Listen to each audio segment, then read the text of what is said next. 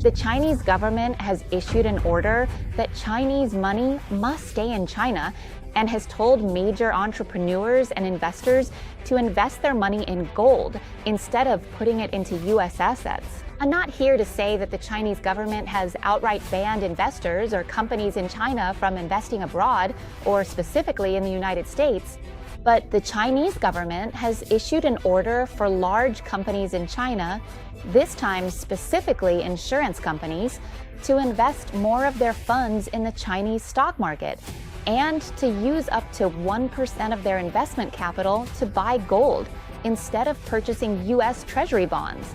Support the information that Saitong wouldn't want you to miss by scanning this QR code, or just hit like, share, and subscribe for me. Please, please, please hit that subscribe button for me. Thank you. One significant factor behind why gold demand is experiencing a massive surge is directly linked to the market in China.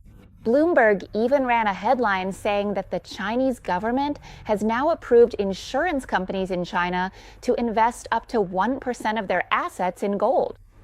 This directive is expected to inject as much as 27 billion US dollars into the gold market. That's a huge amount. If you convert it to Thai baht, it's almost 95 billion baht.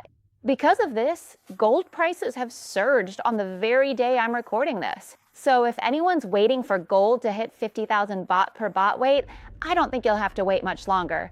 But remember, all investments carry risk. Gold has climbed so high that the RSI is, wow, extremely overbought.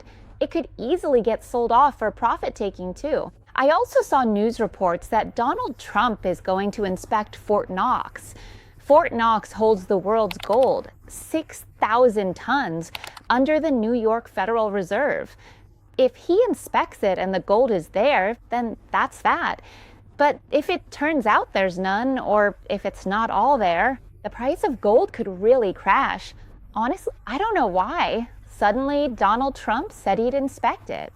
I'm not sure if he actually will, but the fact that the Chinese government is urging its major companies to invest in gold instead of US assets, this is part of an effort to decouple, meaning to separate China from its relationship with the US dollar. Actually, the Chinese government started doing this a long time ago because China once held as much as $1.3 trillion in US government bonds, but now that amount has dropped to just over $700 billion. And now the policy of not relying on the US dollar has expanded from the government to domestic companies as well. The Chinese government has said that investing money in gold is also considered a safe asset. Safe assets aren't limited to just US government bonds. And another directive from the Chinese government to domestic insurance companies is to order these insurance companies to increase their asset allocation in Chinese stocks by 30%. This policy only applies to insurance companies, which are large corporations. It's expected to bring in up to 500 billion yuan in additional liquidity to the Chinese stock market.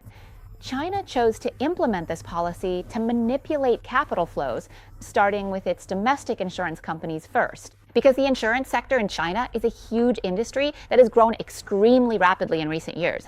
That's because the number of middle-class people in China has increased very quickly. The size of China's insurance market is now valued at as much as 4.87 trillion US dollars. Wow, that's massive! And just in the beginning of 2024 alone, the insurance industry in China grew by as much as 11.2%. So the money that the Chinese government orders insurance companies to invest, whether it's in gold or in China's own stock market, it's an order that requires companies registered in China to circulate their capital within the country for the benefit of China, not to let it flow out and benefit other countries. If this actually goes according to what the Chinese government orders, which is likely to happen as the Chinese government orders, it will have a positive effect on both gold prices and stock prices in the Chinese market as well. Why does the Chinese government have to issue such a directive? Besides wanting to separate itself from the US dollar, one additional reason why the Chinese government decided to issue this specific order is because they want to show the world that it's no longer absolutely necessary to invest in US assets. Everyone can invest their money in valuable assets that are neutral and not biased toward any country, like gold, or hold stocks in their own country so that their own country benefits. And the second point is that the Chinese government is trying to change the investment habits of Chinese entrepreneurs. In the past, Chinese entrepreneurs have tended to invest their money in US assets. For example, Anbang Insurance Group once invested nearly $2 billion in the Waldorf Astoria Hotel in New York. Or take Ping An Insurance Group, a giant insurance company in China, which has poured money into US tech companies before. In reality, if the world were peaceful, the government probably wouldn't interfere with where domestic companies choose to invest their money. As for the United States, the biggest problem it's facing right now is its massive debt.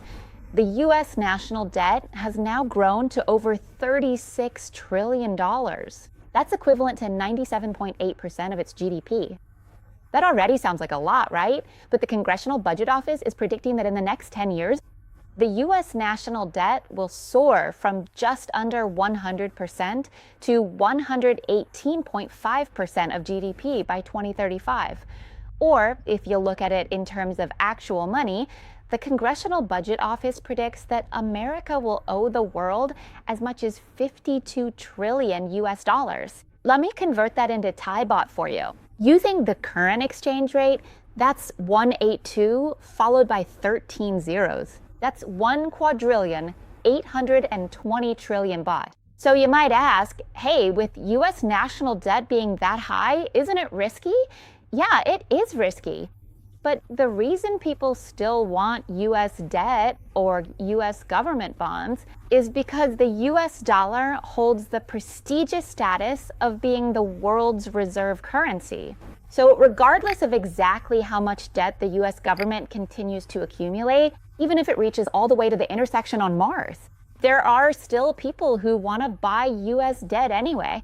This chart shows that the demand for US bonds has increased, especially as the dollar has gotten stronger lately, while the stock market, crypto, and other risky assets have all taken a significant hit. Foreign money just keeps pouring into the US dollar, flooding into the US bond market nonstop.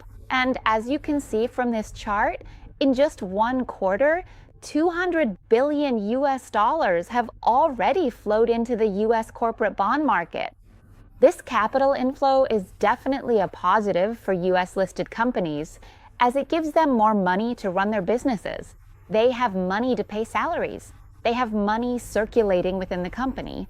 So the continued inflow of funds is one of the main pillars that helps keep US companies afloat and safe. But honestly, right now, the United States is kind of blessed and cursed at the same time because capital keeps flowing in since the dollar is strong, and people want to get yields from US government bonds, right? But it turns out that inflation is soaring. When inflation shoots up like that, the Fed says, oh, with inflation this high, there's no way we can cut interest rates. And when interest rates are that high, they just can't lower the policy rate. So the interest rates on domestic debt can't be lowered either. This is based on the US CPI, the Consumer Price Index. The prices of food and everyday goods just keep going up nonstop. They've been rising ever since Donald Trump won the election and took office. And up to now, they've just skyrocketed. When inflation is this high, interest rates can't be lowered. The debt remains high too.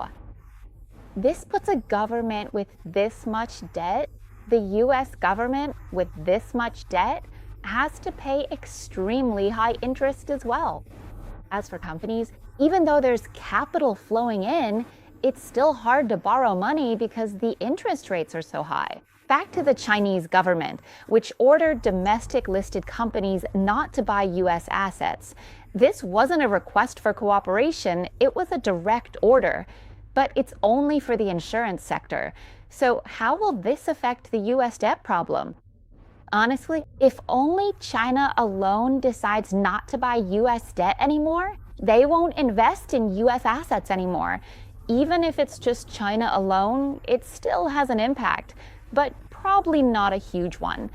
The real impact would come if other countries follow China's lead, because the proportion of US debt currently held by foreigners, that is, foreign countries buying US debt, is about 7.9 trillion US dollars. Or if you look at it as a percentage, that's 22.9% of all US debt.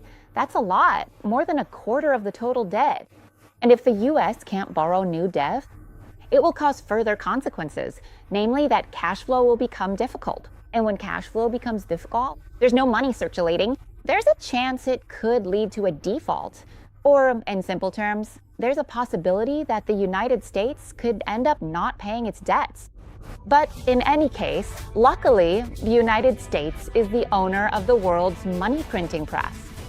And as I've mentioned, no matter what China does, even if it's the Chinese government itself, or even if China does something and others follow suit, honestly, they can't really destroy the economic system or the mighty US dollar system to that extent. And that's why it remains the world's reserve currency. So with everything I've just explained, they're really not in any trouble. Let's turn our attention back to worrying about our own country's economy instead.